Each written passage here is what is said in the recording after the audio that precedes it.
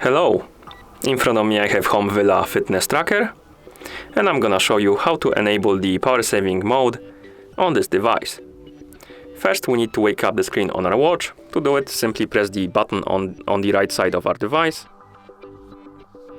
like this. And after you wake up the screen, swipe right on the screen to open the quick panel, like this. And here we have a battery saver icon. Tap on it to enable the mode. As you can see, it says Eco enabled.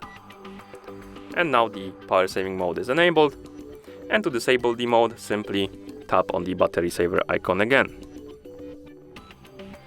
like that. And as you can see, it says Eco disabled.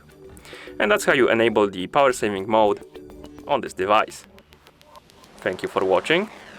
If you found this video helpful, please consider subscribing to our channel and leaving the like on the video.